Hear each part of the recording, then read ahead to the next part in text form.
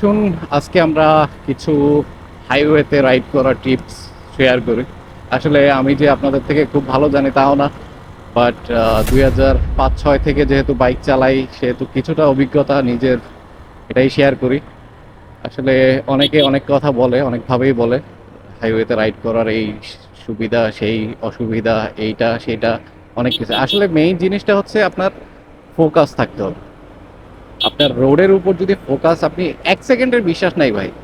হ্যাঁ, আপনার সব সময় আপনার মাথায় এটাই থাকতে হবে যে আমার সামনে কি আছে, আমার পাশে কি আছে, আমার পেছনে কি আছে। আপনি স্পিডিং করবেন সেটার একটা সময় আছে। হ্যাঁ, এই যে দেখেন এইমাত্র আমি যদি না দেখে এই পাশে চলে আসতাম তাহলে কিন্তু গাড়িটার সাথে আমার লাগতো। তো বিষয়টা হচ্ছে এরকম যে আপনি হাইওয়েতে চলতেছেন, বেশ ভালো কথা। এরকম সিঙ্গেল লেনের রাস্তা যদি হয় সেক্ষেত্রে আপনার তেমন একটা প্যারা নাই। আপনি শুধু সামনে পেছনের গাড়ির সাথে আপনার একটা নির্দিষ্ট গতি মেনটেন করে চালালে আমার মনে হয় না কোনো সমস্যা হবে। তো বিষয়টা হচ্ছে আপনি আপনার রাইডিং এর উপর খুব দক্ষতা আছে, আপনার অভিজ্ঞতা আছে, অথবা আপনি নিজের উপর খুব কনফিডেন্ট, কিন্তু অন্য ড্রাইভাররা কিভাবে গাড়ি চালায় সেটা কিন্তু আপনি জানেন না। আপনার দোষেই যে সবসময় অ্যাক্সিডেন্ট হবে এমন না। বিষয়টা হচ্ছে আপনার চারদিকে খেয়াল রাখতে হবে। যেমন লুকিং গ্লাসে সবসময় আপনার নজর দিয়ে তারপর গাড়ি চালাতে হবে। সামনে কি গাড়ি আসতেছে, যেমন হাইওয়েতে আরেকটা সমস্যা হচ্ছে অপোজিট থেকে মাঝে মধ্যে রং সাইডে গাড়িগুলো ঢুকে। তো এটা একটা বড় সমস্যা, যখন আমরা বাম দিক থেকে ওভারটেক করতে যাই তখনই আসলে এই সমস্যাটার সম্মুখীন হতে হয়। অনেক সময় দেখা যায় খুব ভয়ঙ্কর অ্যাক্সিডেন্ট হয়। তো এই বিষয়গুলো আসলে মেইন জিনিসটাই হচ্ছে আপনার ফোকাস। আপনি যদি রাস্তার উপরে ফোকাস রেখে আপনি ঠান্ডা মাথায় গাড়ি চালাতে চান, চালাতে পারেন, সেক্ষেত্রে আমার মনে হয় না তেমন একটা অসুবিধা হবে। আর ওই যেটা বললাম আর কি, যে সামনে পেছনের গাড়িগুলোর দিকে খুবই ভালোভাবে খেয়াল রাখবেন। হ্যাঁ, এ হচ্ছে বিষয়। তারপরও যে আসলে আল্লাহ কখন কাকে কি সমস্যায় বিপদে ফেলবেন সেটা আল্লাহই ভালো জানেন। তো এটাই হচ্ছে বিষয়। আর যখন আপনি আহ, যেই রাস্তাগুলোতে আপনার সিঙ্গেল ওয়ে রোডগুলো, আপনার এই পাশ থেকে যাওয়ার রাস্তা আর এই পাশ থেকে আসার রাস্তা, তো সেক্ষেত্রে আপনার স্পিডিং, আপনার ওভারটেকের ক্ষেত্রে খুবই সতর্কতা অবলম্বন করা উচিত।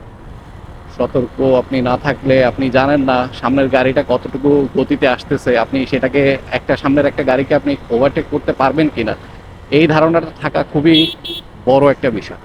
হ্যাঁ, আপনি মনে হচ্ছে আপনার চোখে যে না আমি এটা হয়তোবা ক্রস করে ফেলতে পারবো, কিন্তু সামনের দিক থেকে যে গাড়িটা আসতেছে অপোজিট সাইডে সে হয়তোবা খুবই বেশি স্পিডে আসতেছে, তো আপনি সেটা ক্রস করতে পারলেন না। তো এই আইডিয়াটা থাকা খুবই জরুরি। আর তখন আপনার চোখ কান আরও বেশি খোলা রাখতে হবে, আপনার আশেপাশে কি যাচ্ছে না যাচ্ছে সব কিছুর দিকেই। আর একটা জিনিস হচ্ছে ওভার স্পিডিং আসলে ভাই কোনো সময় ভালো না, কোনো সময় ভালো না আসলে। আপনি একটা জায়গায় খুব বেশি স্পিডে যাবেন, আপনি কতক্ষণ আগে যেতে পারবেন? আপনি আধা ঘন্টা আগেই যান, তো সেক্ষেত্রে আধা ঘন্টা পরে যান, আস্তে ধীরে যান। আর লং রুটের একটা বিষয় হচ্ছে আপনি যতক্ষণ পর্যন্ত মাথা ঠান্ডা রেখে আপনার মনোযোগ দিয়ে আপনি গাড়ি চালাতে পারবেন সেটাই আপনার জন্য ভালো। আপনি একটা গাড়ি ভুল করে চলে আসছে আপনার সামনে, আপনি তার সাথে রাগারাগি করলেন অথবা তাকে দুইটা থাপ্পড় দিলেন, সে আপনাকে একটা কলার ধরলো, তো এটা আপনার জন্য আসলে খুবই ইনসাল্টিং। তো চেষ্টা করবেন আসলে লং রুটে যাওয়ার সময় কারোর সাথে মাথা গরম না করা, কারণ আসলে একটা কথা আছে না, রেগে গেলেন তো হেরে গেলেন, আসলে ক্ষতিটা আপনারই হবে।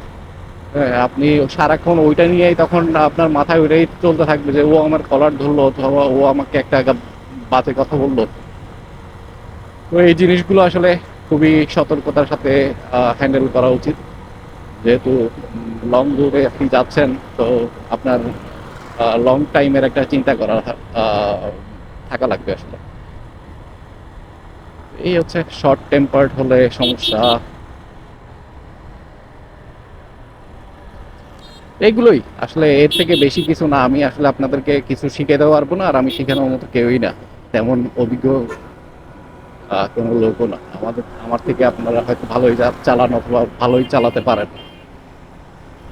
তো এতটুকুই, হয়তোবা যারা একদম এন্ট্রি লেভেলের, যারা নতুন বাইক নিয়ে নিবে অথবা চিন্তা করছে, তাদের জন্য এতটুকু শেয়ার করার। ভালো থাকবেন। আল্লাহ হাফেজ।